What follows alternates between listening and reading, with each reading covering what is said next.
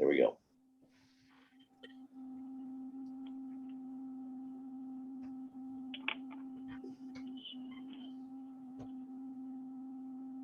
Okay. So while they're figuring out quorum and all of that, good morning to everybody. And I would like to start this with a presentation by Kathy Bishop, which we discussed at the last meeting. So Kathy, are you there? Yeah, and I thank you for the opportunity, John. I really do. Well, we look forward to it. So it's yours now. I'd say the floor, but it's the screen. So go for it. Thank you. All right. Sylvia, are you able to share my PowerPoint? Yeah, and actually I had to go to Gabrielle's desk because mine froze again. I'm having problems, but at least it wasn't too much of a run. So I'm here, and Josh will be sharing the screen very shortly. So go ahead, Kathy. Okay. Thank you for doing this too, by the way. Okay. So the first screen, as we get it to pop up here, you will see it says Regional Youth Training and Employment. The right program is the youth program, and Dislocated Worker and Adult program. So I'm going to go into a little bit of all of the programs that we offer here.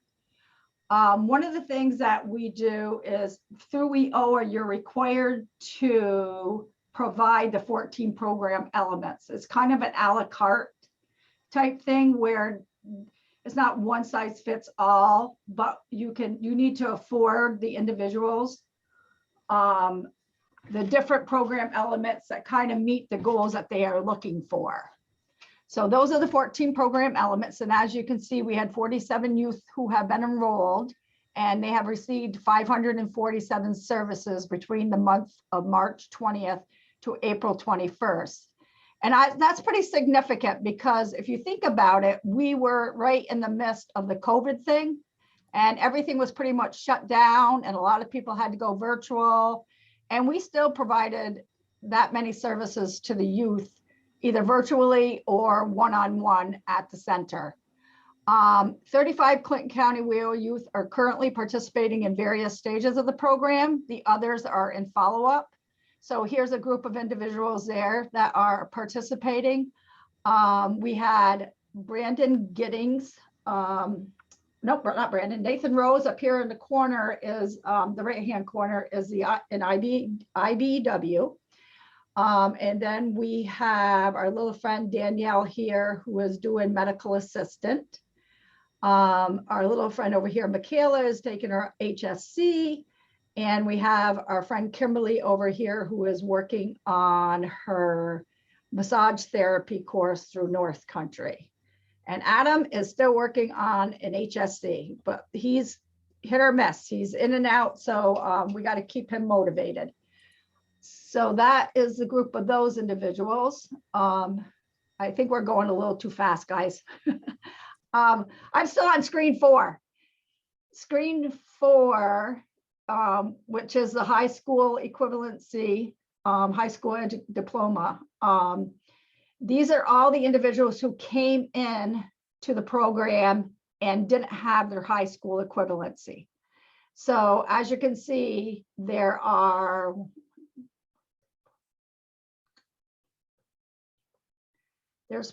approximately over 30, around 35, I guess, there on the screen that have received their high school equivalency since being enrolled in our program. So kudos to all of them. If you go to screen 5, you will see that on screen 5, this is a graduation that took place prior to COVID. There hasn't been a high school equivalency graduation that has taken place since. So this is an older picture. I'm hoping that soon we'll be doing another graduation. There was one planned, but it just got canceled. So we'll update that picture as new ones come available. The next screen is the high school, our in-school program. These are some of the last of our participants who graduated this year. So we have Brittany, Tyler, and Ethan. So congrats to all of them. And again, these were 2 of our HSC individuals who came in and went through the program and graduated. So we have Emily Nestle over here, and we have our little friend, God, I'm gonna Dresser. What is his name? I'm losing his name, but it doesn't matter. He's a cute little individual, and he got his HSC, so kudos to him. It's hard to remember everybody's name. Enrolled in post-secondary and occupational certifications since July 2019. We have quite a few people who are still attending college programs, so those programs are still pending. We have other people like Lilac, who's in the clinical medical assistant, administrative assistant program, medical building and coding program, and she's still working through that, and that is pending at this time. We have Caitlin, who received her certified nursing assistant certification. We have Carly, who also received a certified nurse's assistant. We have Abina, who also received her certified nurse's assistant. Joshua received the Paul Smith logging certification. Selena Whittington was also a certified nurse's assistant. We had Kristen and Brianna are both in college, and they're still trying to get through their associates. We have Hannah, who's a certified nursing assistant.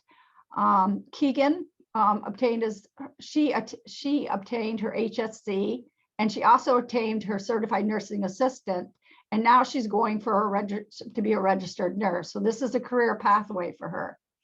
Kimberly's in college, as I said, for healthcare. Kaylin is in college in that RN program, and that's pending, or it's human services, I think. Xavion was doing healthcare, and that's pending. Savannah is in the CV. She took the LPN program and she obtained that, and she is now working as an LPN. Abigail is a certified, she took a lot of programs. She did the certified nursing assistant, she did phlebotomy, she did medical billing and coding, and she obtained all of those. So that's also a career pathway for her. A lot of these individuals who came in did not have their HSC, did not have any marketable skills. So as they leave here, they're able to obtain all those things, and they're able to enter the job market with marketable skills that can help them obtain jobs in either the healthcare field or human services. We have some that had done construction work. We got some who do IBEW. So, I mean, there's a variety of different trades that these individuals are gaining skills in. So all these individuals who came into the program were not employed when they enrolled and are now currently employed. And they are productive members of society. So there they are. And now we have the nice little, can you hit the button one more time? I think there's some missing. Okay, thank you. Okay, so let's hear from our participants to see what they have to say. They have, thank you so much. I couldn't have done it without your support or my family support. I really appreciate it. Darcy, and Darcy was our caseworker. And again, thank you. I'm very excited about the course. It truly means a lot that I can get funding for the class, and that is Keegan. And as we know, Keegan had passed several courses. Darcy, you definitely helped me tremendously. I will never forget about the positivity you have brought into my life. I will reach out to you one day when I am at the success I've been dreaming for to tell you. You gave a kid with nothing to hope for the world. I appreciate you. And I think this kind of, when Darcy received this, I reflected back to the time that I was in the program. And I think that the program did that for me also. It provided me with hope and support. And it was a young girl with no self-esteem who really just thought I was going to be going nowhere. And I had people who believed in me and pushed me and were my cheerleaders and my mentors, and tried to say that I had potential when I really felt like I didn't have any. And I think that's what this program does for our youth. It provides support and hope, and it builds self-esteem in individuals. So another one said, thank you for all your help. You really helped me get on a good path and at least try to do my best. and that was Callie. And I can say that you in one work source has turned my life around. It gave me the opportunity I needed to get out of the rut I had been in and gain life work experiences. So, Boy, Kathy, it brings tears to your eyes reading those. isn't it? It's very rewarding. This Yeah. job is so rewarding, and it just means a lot to me. So I just wanted to reflect some of what the individuals have said. And I do have a whole lot of narratives I plan to put together in a book and share with the board. Good. So, Thank you. because there's a lot more good stories out there. Funding for upskilling and participating in adult and dislocated worker programs. As you can see, our program provided support in the amount of $209,228.36 to CV Tech. Now that went all towards upskilling individuals in the workplace. Okay, that was all participant money. That was all spent on our participants. Clinton Community College also received $196,080.21. Again, that went for participants to take part in learning opportunities, to gain skills. They need to be successful in the job market, have the marketable skills that employers are looking for. So we also support North Country Community College. So we do provide some support to them, and various other educational facilities such as IBEW and so on. When you're looking at leveraging community support and collaborations, MOUs, we currently have MOUs and Braden funding with Champaign Valley Educational Services. We work together for HSC instruction. They do that without charging us any money at all for any of the individuals that we put through there. That is totally free to us. CVES, the SNAP ET program, we work with them on braided funding. Champlain Valley Family Center and Clinton County Mental Health and Addiction are two of the programs that we contract with. So that brings money into the program where we can use that funding excuse me. Oh, can you go back one slide? Yeah, Kathy, I think someone has their microphone on. So if you can all make sure you're on mute, except for you, Kathy, of course, that would be helpful. Thank you. Okay, so that also brings money in because these are contracted services that we have with other people, and that brings money in to support the programs and support the participants. We also leverage funding from Access VR. We co-enroll Department of Social Services, Joint Council for Economic Opportunity, the homeless, well, I guess they do homeless eviction and all of the other services above there. The United Way Emily Fund, we work with the United Way. The SAIL is the health insurance. We help to provide individuals with the resources they need to get the health insurance if they don't have health insurance. The Adirondack Foundation, kudos to them. They helped us right in the middle of the crisis when everybody who was trying to apply for unemployment and the website kept going down and crashing, and the phones, they couldn't get through. So a lot of people at that time were trying to access their money and they couldn't. So we helped them with food insecurity, car repairs. We put one girl up in a motel, transportation to work, and education related activities. So we had all those things that we used the Sun funds for. Tom Ball, I love Tom Ball. If anybody doesn't know Tom Ball, they really need to Google him and find him on Facebook because he is just awesome. He comes in and works with our youth, and the youth simply love him. He does job retention. He helps with interviewing skills, situational judgment, workplace expectations, exploring the world of work, essential skills, social media, do's and don'ts, financial literacy, harassment in the workplace. Those were all the things that we offered during the SIAP program. Tom just worked on the employee-employer relationships. That was his topic area. And then the kids also received all of the other program below that.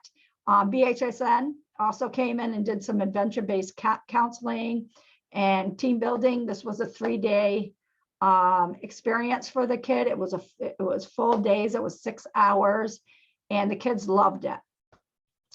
As you know, we are part of DSS. So DSS also contributes like $50,000 in towards our programs and to support programs and to support staff salaries. So that's money that helps the WIOA participants also. So we have a schedule here of when we provide employability skills training, and that's on Mondays, and that's offered to the community free of charge. And some of those trainings are going to be job retention, effective communication, resume building, and interviewing.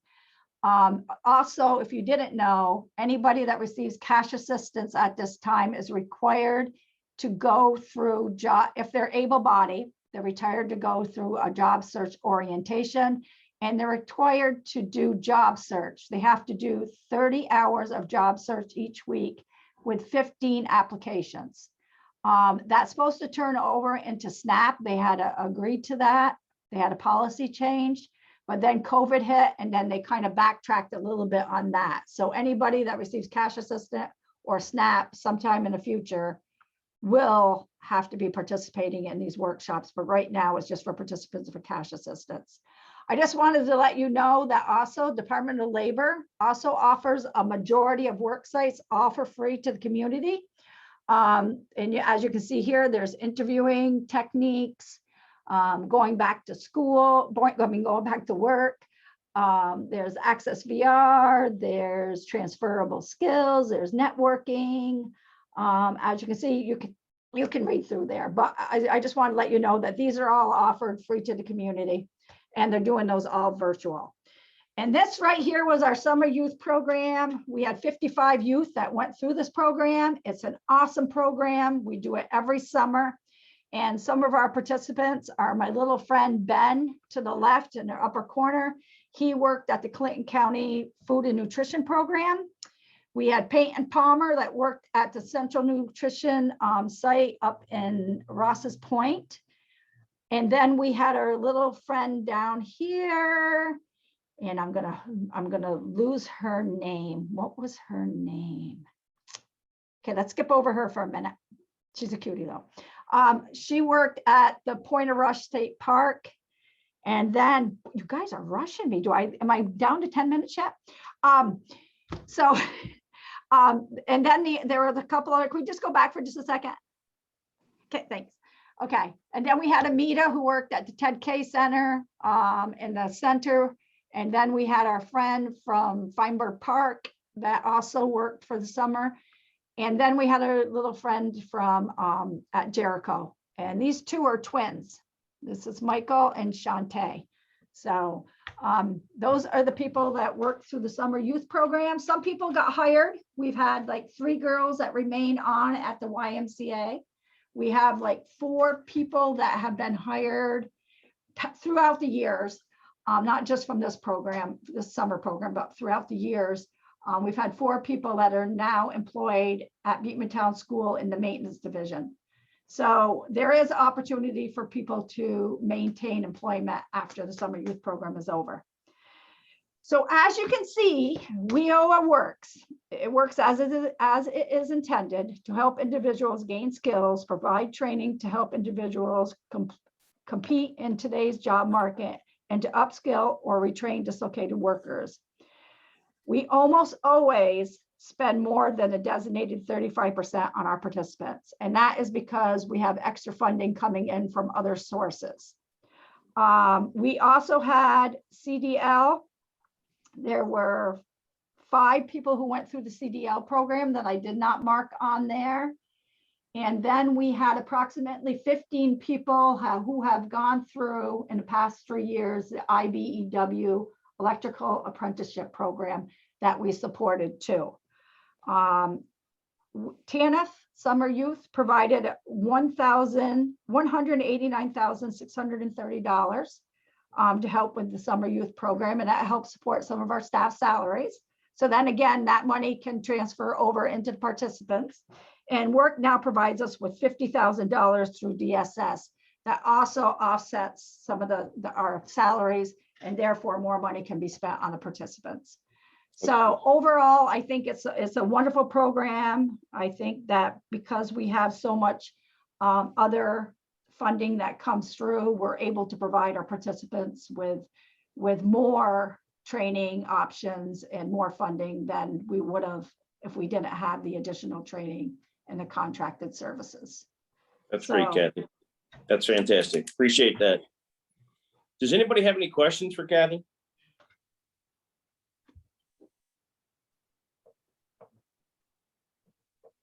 You're off the hook. I am. There you go. Thanks, Kathy. Really appreciate what you guys do. Okay, and thank you again, John. I really appreciate the opportunity to share. Absolutely, absolutely. Okay, so with that, we're going to do some quick introductions.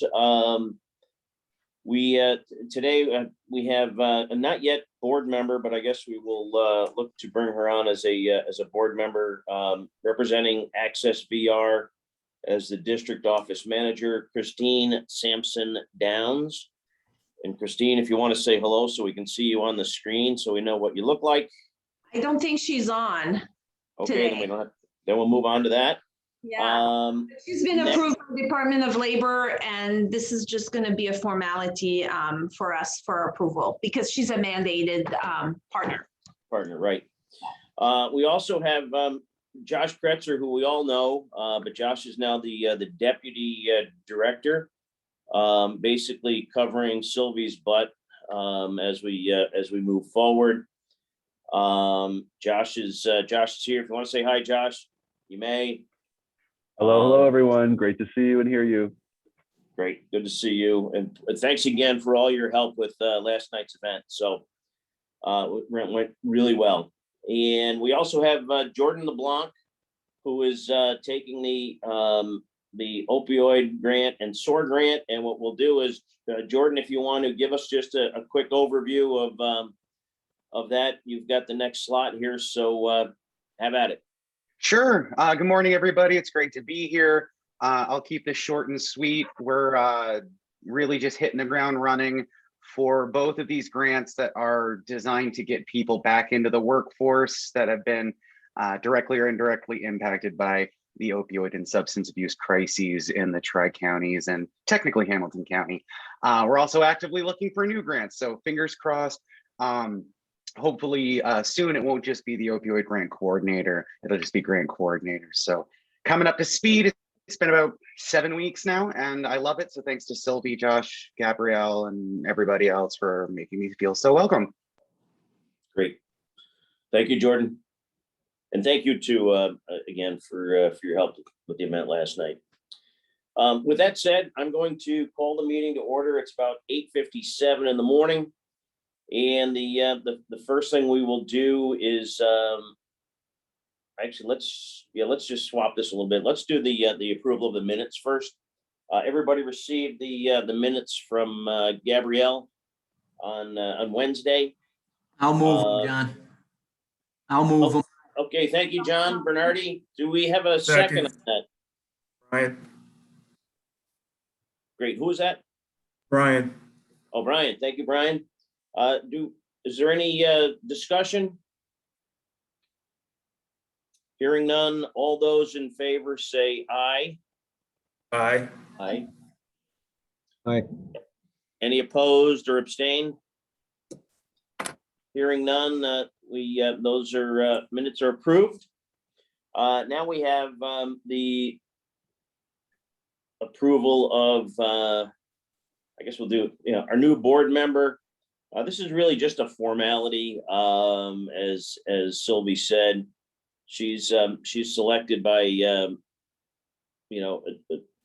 other areas that say this is what we're going to do, but as a board we have to officially bring Christine Sampson down on as a partner.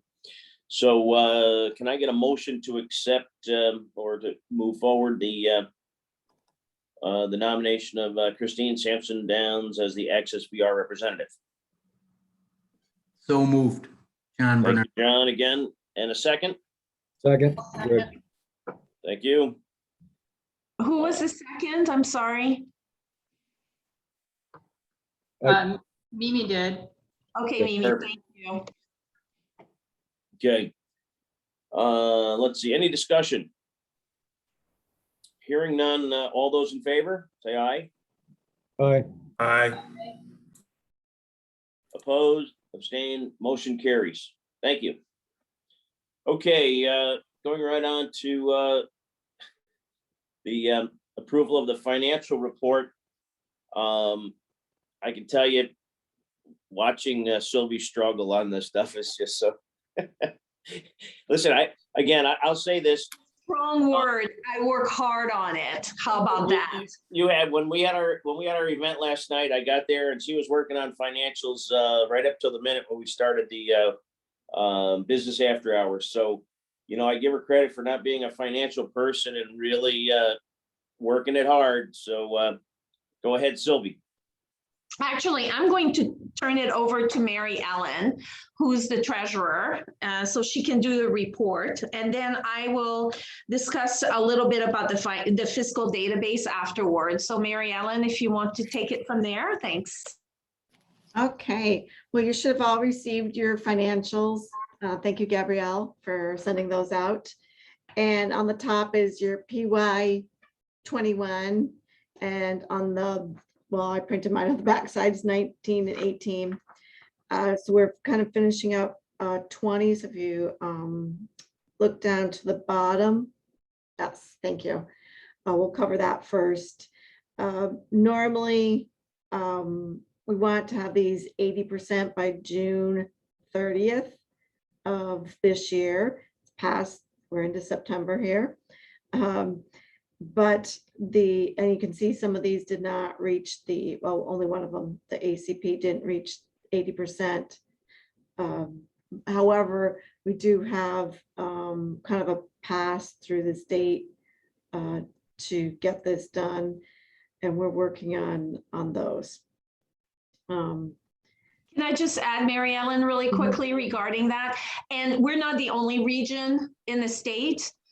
This was across the board. And so therefore the state went back and said, okay, to make sure that everyone was having, difficulties spending the funding because of the shutdown in early 2020 with the COVID. So that's where we're at, where we are. And but from the state standpoint, we're fine, even if we are a little bit behind. So I just wanted to clarify that. Thanks, Mary Ellen. Correct, and that's just the opioid and the ERNDWG and the ACP. Those three categories are the ones that didn't reach the 80%. But as Sylvie said, we're okay with that. The state's okay with that, more importantly. And if we go back up to 21, we are working on spending this, and we have a bunch of non-figures in there. We are switching over to a different way of presenting this information that hopefully will be more clear and give you a better picture of where the spend is. But we have a long ways to go before we need to hit that 80% mark. That's next year. So I just want to jump. Can I just jump in real quick? Yes. It's John. So, which is fine, and I know obviously working with Sylvie, we're getting a better way to present the data and to track the data, which is fine. But under the plan year 2020. The in-school youth, the next, go down just a little bit further, the in-school youth is at 107%. Should we not reallocate funds to bring that to keep it at 100%? Yeah, and actually some funds we're going to have to make an adjustment on that. Thanks for bringing that up, because we have received our funding for fiscal year 2021, 2022. So there's there's some funding that should be allocated to that year. The other thing too, I just wanted to clarify from what Mary Ellen was saying regarding the zeros, and I was trying to like get rid of that div thing. Anyway, the zero is because we have been notified by the state that they will be releasing the funds. However, this has to go in front of the Clinton County legislators because they are our fiscal agent. And at this point, once the legislature approves the funds, which is really a formality at this point, then we will be receiving the amounts, and we will be able to include that into the total NOA column, which will then be able to start spending. So that's where it's at zero at this point, because we're at the beginning of the fiscal year. And that's why we carry the 20% from the previous fiscal year, so that we can kind of like continue paying our bills until the funds get released. So, and I'm sorry, Mary Ellen, if I wasn't really detailed on that part, but so that's what that is about. And as John said, I don't think that this, from your perspective, gives you a whole lot of details. And so we are in the process of working with a consultant, and I can talk about it as part of the other point under the approval of financials, so that we can develop a new fiscal database so that it's a little bit more detailed. And also it's more up to date, because that's the other thing too. It's not really live per se. So we want to make it a little bit more accurate and more up to date. And so hopefully, I'm crossing my fingers because the work has started, we will have that ready for you at our November meeting. So, so stay tuned on that. And I just wanted to clarify that, Mary Ellen. The state has been a bit wonky over the last year and a half, as we all know.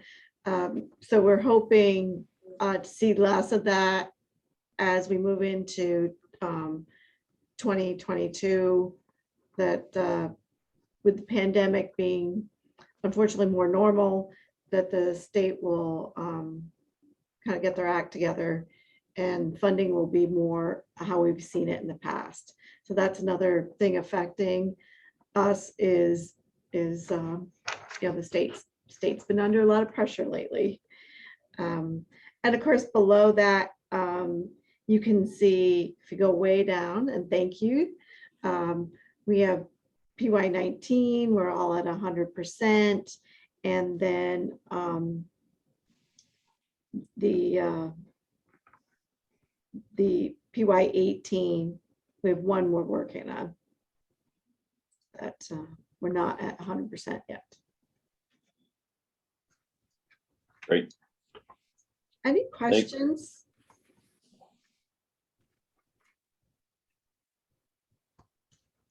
Okay. Thank you. We can worry about the movement of funds probably at the next meeting to cover that 100% in or 107% of the in school youth. So we can make that happen in the future. Anyway, so any further questions? Can I get a motion to accept the financials as presented?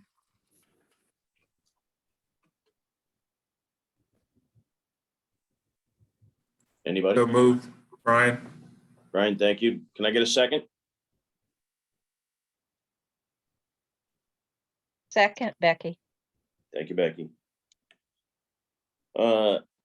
Hearing no further discussion, all those in favor say aye. Aye. Aye. Aye. All those opposed? Abstain? Motion carries. Thank you. Governance Committee, it says me, but it's really John Bernardi. John, is there anything that you wanted to mention about the Governance Committee?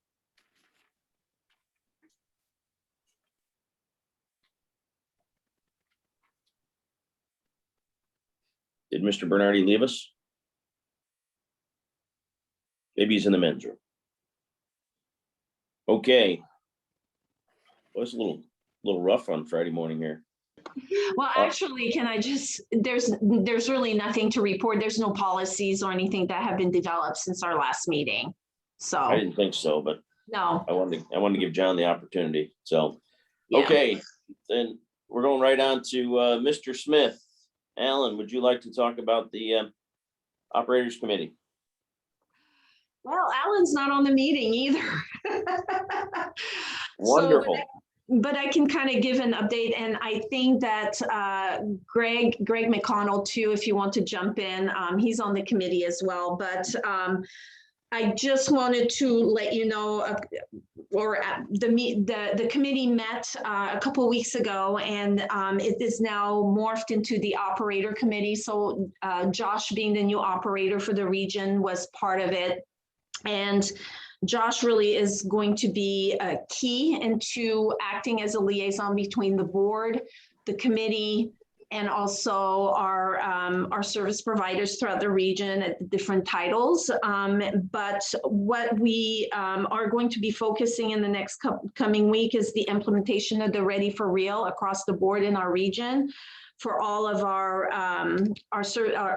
clients, so that there's uniformity in the type of information that's being provided to our clients.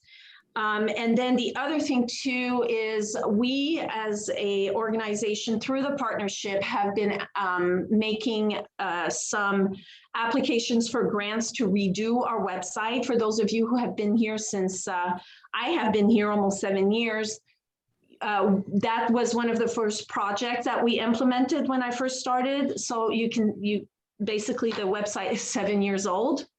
And as you know, with the pandemic, it kind of brought some things at the forefront, and including the fact that it's very stagnant. There's not that much information. There's no interactions between our clients, our service providers, ourselves as an organization. So we need to really start looking at updating it so that it fits more the reality of what we have to deal with, especially now that, you know, a lot of the services are done by phone or by email. So we are going to probably start looking at updating it and hopefully, and unfortunately at this point we don't have any grant funding, but there were some funds that were put aside specifically for that in case the grants didn't come through. So we do have some funding through WIOA. I was hoping not to have to use it, obviously, because you know, otherwise we could have used it for our clients, but this is more of an investment at this point into our system in the long term. And so we're working with the committee in that respect. And Greg, if you want to add on to it, if I'm missing anything, feel free to do that. No, you covered it all, Sylvie. Thanks. Thank you. Thank you. Okay. Thank you, Sylvie. Brian, how about anything going on in the youth committee? I am here. Yes. Well, as you can see from, you know, Kathy's great presentation earlier, there's a lot of great things happening with our youth. And we're coming off the summer with, you know, a lot of our providers doing some summer programming. And we are in the process of scheduling our first meeting of the year in early October, and to bring Josh up to speed, because he's going to be the point person to be, you know, working with our providers, you know, with the in-school and out-of-school youth. And we're hoping to do that in early October and to get our youth committee back up and running for the school year. So we're hoping for, obviously, a better year ahead with schools and providing services to our youth. But as you could tell, you know, things still happened even though we were in the midst of this pandemic. So hopefully moving forward, we can get together in person and keep you guys up to date on the great things happening with our youth. Great, thank you. Anybody have any questions for Brian? Okay. Back to you, Sylvie. Give us your executive director's report. Perfect, thank you. So as you know, from the introductions that we've had this morning, we've been onboarding new staff members and the other person too, and I don't think she's on the call, but is Darcy Staley, who actually used to work with Kathy at Clinton County, but she was looking for a part-time position, which is the position that she has. So basically she is our welcoming person downstairs, and the fact that she has, been part of the team here in Clinton County. She knows, all of the different service providers, and she's familiar with the system. And so it's been very, very helpful. So we're so glad to have her. And of course, as you met, Jordan as well. Great addition to the team. I'm very pleased with everyone. And then Josh is onboarding as the deputy director. So he's learning all the different things that pertains to the state so that we continue our good standing through our reviews, which is going to be happening actually the beginning of our fiscal review for, I believe, is year 2020 is going to start in September. And also I've been advised that the program review side of our operation will also start with Department of Labor in October. So we're getting ourselves ready. We're working with our partners at Department of Labor in Albany. And so we'll be going through the process. So things are kind of getting back to normal in that respect. So that's really good. The only thing that's very different this time around is that they're going more virtually. In the past, they used to come here physically, but because of COVID, things are changing a little bit. So we'll be working with them. The other thing too, I wanted to bring to your attention, last year in May, we had a Meet the Employer with Schluter System. And this was basically convening through the FEH VOCES and through CV Tech and through Clinton Community College and North Country Community College, an opportunity for Schluter System to present the type of job availabilities that they have, the type of career pathway that they offer to the students. And at the time they were on the verge of graduating, which was a perfect timing. We want to take that concept and bring it to other employers throughout the whole school year so that there's a direct connection with the students, and because not everyone will be leaving the area and going off to, college. Some people it might trigger something, and obviously we want to meet the workforce requests that these employers have, and that's one of the out-of-the-box thinking that we've come up with. And I know that from the May experience, it was very positive. The students were very engaged, and so we're looking at setting up a schedule for that. The other thing too, we are continuing our involvement in Manufacturing Day. This is coming up in November. We're not going to do it exactly during Manufacturing Day week, just because of the school schedule and so on. But we're working with ETS. We're working with Clinton Community College, specifically the IAM campus, and also with CV Tech and FEH VOCES. So we're hoping, of course, at the time of the beginning of the conversation, the COVID numbers were not as high as they are, but we're hoping for an in-person visit this year, but we might have to change that depending on how things continue. The other thing too, I wanted to let you know is we are continuing our involvement and our leadership into the Stand Up for Childcare Adirondacks group. And now we're meeting with counties, trying to get some funding from the federal stimulus program so that we can hopefully help create a pipeline of future childcare providers, because that's one of the challenges that we have. There's not that many people entering the field. There's a lot of reasons for that. The challenges are numerous, state regulations, things like that, but also from a business standpoint, the problem with this field is that it's not a very good business model. And so therefore there's not that many people interested. So we're trying to work with the counties, trying to see how we can come together and solve that problem with an influx of some funding for some training and try to address the issue, which is huge. The other thing too, I'm going to mention that is I'm looking at creating a report for the region to take a look at our in-demand occupations and really doing an in-depth look at to what they are and which ones are the pandemic proof and how we can kind of utilize the findings so that we can target our funding specifically for that. So we're going to start working on that hopefully in the next few weeks.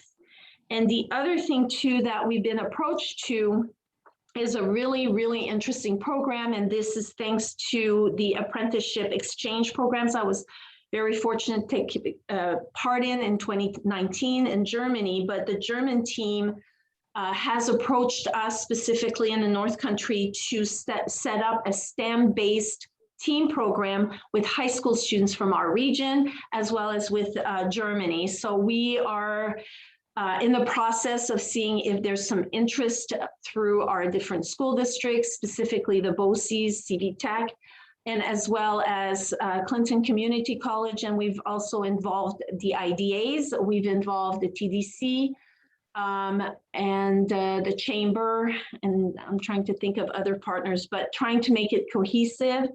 And we're looking at a startup program if we can identify about 4 to 8 students to start that in February. And what they would do is take a look at a program, a problem specific to a specific company and try to solve it. And they've done that in the past. They also are doing a partnership with Michigan, but now they want to do one with New York State. So that's really, really exciting.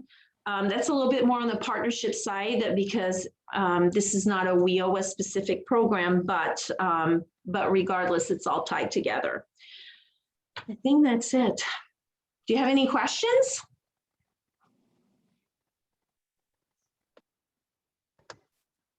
Tough crowd this morning.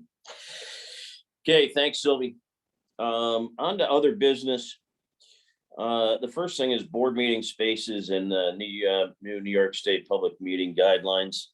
First of all, let me just say Zoom sucks. Okay, I hate these meetings in Zoom. That's just my personal opinion. I'd rather see everybody in a room together. I miss you all dearly. These calls, they just don't go smooth enough.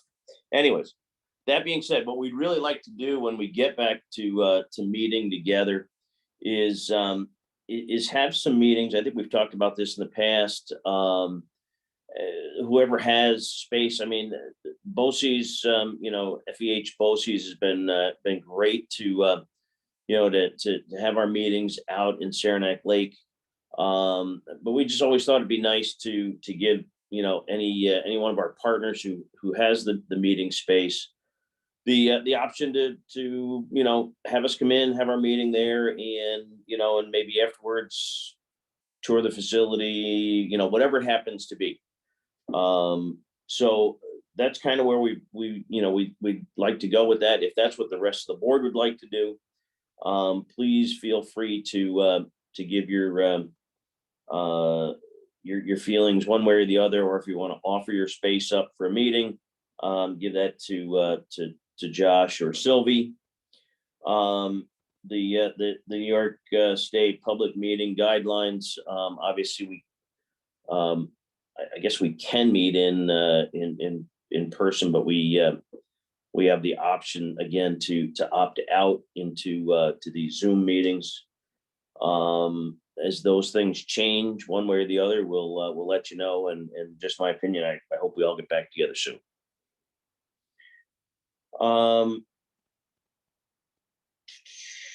What do we need here, Sylvia, remind me on the... That's a vote. Every September with the new fiscal year, we ask the board to pre-approve internal funds to be changed between dislocated worker and adult, or adult dislocated worker, so that as we find a need, then we can just do it instead of having to wait for the next board meeting. All right, similar as we have to do with the in-school. Okay, so we don't have a specific number at this point in time, but as any of those who on this board in prior years can remember that we do in fact need to move money between, and we're allowed to do so between adult and dislocated worker. Basically, we asked for the okay to do so on an as needed basis, and then usually we approve it with the executive committee and then bring it back to the board for a final official vote on those. So, but it's always one is behind the other. So, anyways, can I get a motion to continue, I guess, as we've done in the past with moving between adult and dislocated as necessary, with the ratification that it comes back to the executive committee and back to the board. So moved, John. Thank you. Who was that? Becky. Oh, thank you, Becky. I apologize. It's Yeah, it's hard to hear on these things too. So do I have a second? Seconded. Right. Thank you. Was that Mary Ellen? That was Fran. Okay, thank you. Like I said, it's hard to hear. Yeah, sorry. That's all right. Do we have any discussion? Hearing none, I'll take all those in favor say aye. Aye. Aye. Opposed, abstained, motion carries. Thank you. So maybe this won't be as rough. Let's do some networking. What's going on out there that we for the good of the cause, and what do we need to know? Morning, John. I'll jump in from Clinton Community College. We are having an interesting event next week. We've got a tech teacher day on campus. Two of my colleagues in our tech department have worked closely with all the local high schools, their tech departments, and then have invited them to the IAM for an experience day to show what we have in the IAM and how we can collaborate more closely, and especially within our concurrent enrollment framework. So we've got, I think, about like 20 teachers coming. So it's a first step. Following that, we're going to see how we can reach out to schools and provide some enhancements as they feel necessary for their programs, and do some partnership in delivering some of the experiences with our nice mobile lab that we have. We can get out to the different schools. So this is a first time we've done this. Certainly haven't done anything like this during pandemic or even before the pandemic. So it's a nice first step. We are also planning for, as Sylvie said, the manufacturing day and our IAM pending, how the whole pandemic evolves. We've really moved back towards in-person delivery of most of our courses. Like 85% of our classes are on campus, and for programs on campus within the constraints of the protocol that we have in place. And basically what we've done is any activities happening on campus, classes, programs, etc., it's all full mask. Everybody's masked for any indoor activities, regardless of vaccination status. It makes it that much easier to kind of manage the situation. And we've done quite well in terms of reaching at least close to the target for the state mandate for vaccination of students, where I think we're about 80% there. So we've made a transition. The key, getting back to the tech teacher day, part of that initiative is to really start working very hard to help educate young people and their parents and families about the great opportunities in advanced manufacturing. That's really the major impetus to this new endeavor. So that's been really exciting being part of that planning. And we basically are looking for ways we can provide students a pathway into Clinton by having completed significant portions of the work through our concurrent enrollment programs. We're looking at possible 1+1 pathways to 1 year through CAP, and then come to Clinton for 1 year, and then maybe go on to SUNY Plattsburgh, Clarkson, or other university for the last 2 years of a bachelor's degree. So though that's an additional initiative that's underway too. So some good stuff going on at Clinton Community College. Great. Thank you, John. And I'd just like to say that I had the privilege of being hit up for money by Clinton Community College. No, I'm just kidding. But you know, in regards to CAP, you know, it's great. You know, all of my sons have taken either CAP or AP classes in high school, and obviously CAP is much more specific to Clinton Community College. It's a great opportunity for young folks to get that educational credit in high school that they can use at Clinton for sure. Thanks, John. And it was a pleasure meeting you in person finally after all these Zoom meetings. Yeah, I know. Now we're back to Zoom again. So, Yeah, what's are you the acting president? Is that, or what's your status over there, John? Right. My official title is administrator in charge. The titles are, SUNY has some real specific requirements for titles, and our board wanted to move very quickly. So with Ray leaving, to make a transition without having to go through a SUNY approval of a interim or acting president. So they said, okay, you can use the title administrator in charge and the local board can decide. So that's the rationale behind it. That title, I'm in that position till November. And then after that, we're doing a search now for a new president. So it depends on how that process emerges. And if it's not done yet, so then the board will have to take additional action to keep things moving here at Clinton. But I've enjoyed the transition and having the opportunity to provide some direction together with my colleagues at Clinton. Excellent. Thank you. And it's been great working with you here on the board, and keep up the great job at Clinton. So thank you very much. Yep, indeed. Anybody else? I would like to mention that the Akwesasne Mohawk Casino Resort is having a job fair September 23rd from 1 to 3 p.m.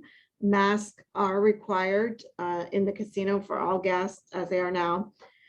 We have positions in security, food and beverage, front desk, hotel housekeeping, laundry, casino housekeeping, slot tech, slot attendants, table games dealers, and Winners Club cashiers, basically everything. So we're hiring. If you have people who need jobs, we did raise our minimum wage. It is $15.02 an hour for minimum wage. And our tipped positions are $9 an hour for their tip position wage. So that's, and we will require vaccinations for all new hires, but they can get them like after we hire them. Great. Thank you. Excellent. Excellent. Good to see the casinos moving along. Anybody else?